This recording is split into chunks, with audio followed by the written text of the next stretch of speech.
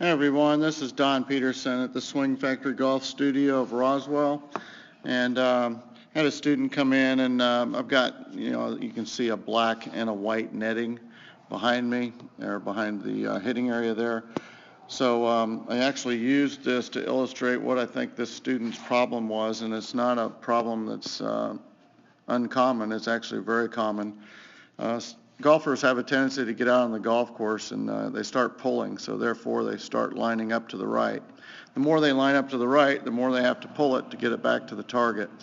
This particular student brought a video of their swing from the golf course, and they had just played several really good rounds after having a lesson, and then all of a sudden it fell apart. So he wanted to take a video of the swing to show me what the problem was, and so he showed me, and I noticed that he was lined up quite a bit right. So if you look at this picture on the right of the screen, you'll see how he lined up on the golf course. The target was where the flag is here, and he was lined up much further to the right. So you can see the feet are lined up to the right of the flag, and then because the feet represent parallel left of where the actual target line is, he was much further right, maybe 30 yards right, as illustrated here. So in his mind, this is what I was trying to get him to understand.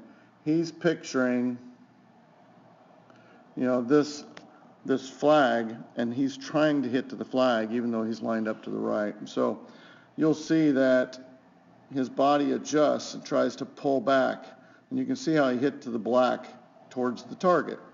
And that's really an outside-in swing, and he had to stop his swing rather abruptly and then come over the top. And you can see there's kind of a jumping motion as he comes through the ball to try to pull it back towards where the target actually is. So here on the left, what we've got now is a new alignment facing more towards the target. Now, in order to get the sequencing correct, because when you start swinging incorrectly like he did here on the right, you start down with the upper body before you start down with the lower body, and your kinetic chain is all messed up. So what I had him do was, on the picture on the left here, I wanted him to try to hit it towards the white. I said, here, we're going to line up, and I want you to hit the white net. So this is kind of what happened after a few swings. It took a while, but you can see how he's starting to lead with his hips here.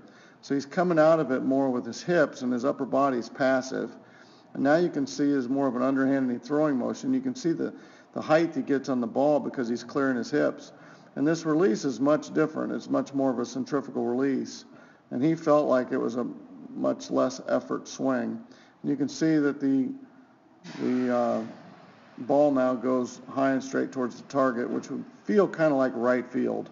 If you line up left like this, or what feels like left, as he has on the left screen, the target then feels like it's out to right field. So he feels like he's hitting it out that direction from an alignment that's over here, and he actually hits it then dead straight towards the target. So keep this in mind when you go out. Throw a club down on the ground every once in a while when you're on the golf course, and make sure you're not lined up to the right, as many people do, especially when you have a tendency to come with the upper body first, and you have to train or retrain your lower body to lead. And we can show you how to do that here at the Swing Factory online at youtube.com/MrBBGolf or www.swingfactory.com. Thanks. Have a great day.